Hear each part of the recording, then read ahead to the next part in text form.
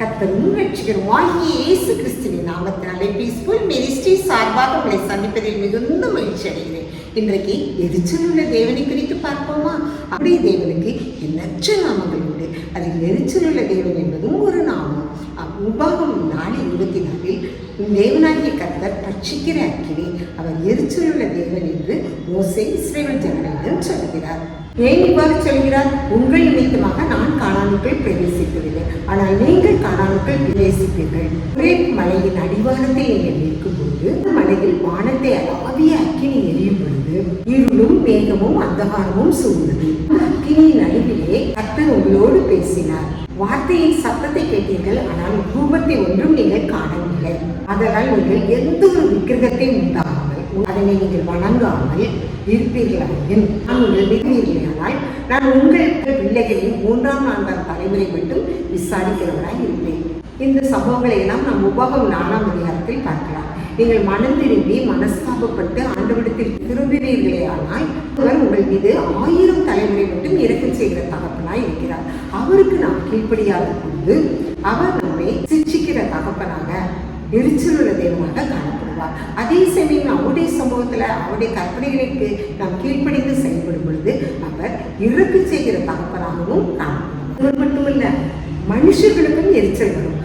நம்முடைய ஆதி தகப்பன் ஆதாம் ஏவாள், அவருடைய மூத்த மகன் காயின், இளைய மகன் ஆபேல், இருவரும் ஒரு நாள் ஆண்டவருக்கு காணிக்கை கொண்டு போய் செலுத்தினார்கள். காயின் தன் வயலில் விளைந்த காய்கனிகளை கொண்டு வந்து ஆண்டவருக்கு படைத்தார். ஆபேலோ தன் மந்தையின் தலையீற்றுகளில் கொழுமையானவற்றை கொண்டு வந்து ஆண்டவருக்கு படைத்தார். ஆண்டவர் இருவருடைய காணிக்கைகளை பார்த்தார். ஆபேலின் காணிக்கையை அங்கீகரித்தார், காயினின் காணிக்கையோ அவர் அங்கீகரிக்கவில்லை. இது நிமித்தமாக காயினுக்கு எரிச்சல் உண்டாயிற்று. பின்ன காயின் என்ன செய்கிறான்? ஆபேலை தனியாக வயலுக்கு அழைத்து சென்று அவனை கொலை செய்து விட்டார். எரிச்சல் நிமித்தமாக ஒரு கொலைகாரனாக அவன் மாறிவிடுகிறான். ஆண்டவர் அந்த பூமியில நீ எந்த ஒரு சொருபத்தையும் வணங்கக்கூடாதுன்னு நமக்கு சொல்லி இருக்கக்கூடாது. அந்த கற்பனையை நாம் மீறி நடக்கும்போது நம்முடைய தலைமுறைகளை தண்டிக்கிற தகப்பனாக காணப்படுகிறார். நாம் நம்முடைய தலைமுறைகளுக்கு ஆசீர்வாதத்தை சுதந்திரித்துக் கொள்ள நாம் பாத்திரவான்களாக ஆசைப்படுகிறவர்களாக காணப்படும் பொழுது நம்முடைய தகப்பனுக்கு நாம் கீழ்ப்படுகிற பிள்ளைகளாக காணப்பட்டவையானால் அவர் எரிச்சல் உள்ள தகப்பனாக அல்ல, அவர் இரக்கம் செய்கிற தகப்பனாக காணப்படுவார்.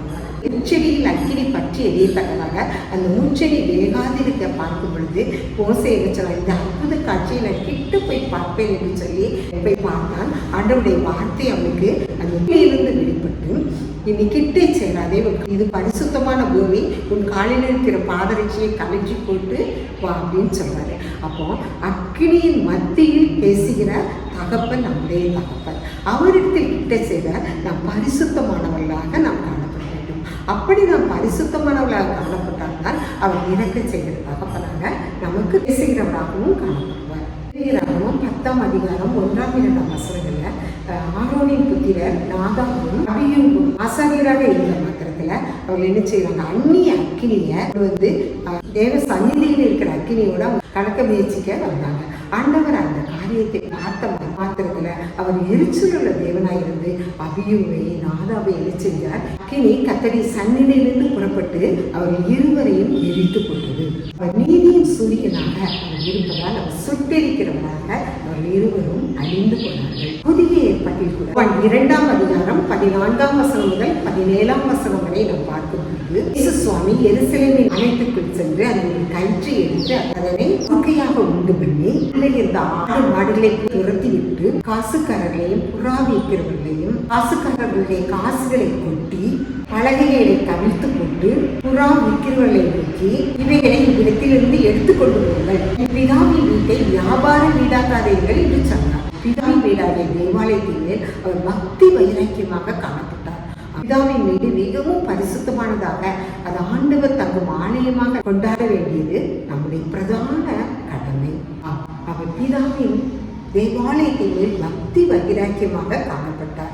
நாமும் அதே போல தேவனுடைய ஆலயத்தின் மீது பக்தி வைராக்கியமாக காணப்படும் பிள்ளைகளாக ஆண்டவர் நினைக்கிறார். அவருடைய ஆலயத்தை நாம் அலட்சியப்படுத்துவோமேயானால் அவர் பட்சிக்கிற அக்கினியாக எரிச்சல் உள்ள தேவனாக நம் மீது அவர் காணப்படுவார். அதனால் நாம் அவருக்கு பிடிக்காத விக்கிரக ஆராதனை, விக்கிரகங்களுக்கு படைத்தவற்றை புசித்தல், கீழ்ப்படியாமை, இப்படிப்பட்ட காரியங்கள் எல்லாவற்றுக்கும் நாம் விலகி ஆண்டவரை நாம் அறிந்து கொண்ட ஒவ்வொருவரும் அவருக்கு பிரியமானவர்களாக மற்றும் அன்பு செலுத்தியவர்களாக அவருடைய கற்பனைகளை கைக்கொள்வர்களாக காணப்படும் பொழுது நம்மீது இறக்கம் கொண்டு நம்முடைய பிள்ளைகளை அநாதி தலைமுறை வரைக்கும் அவர் ஆசீர்வதிக்கிற தகப்பனாக காணப்படுகிறார்.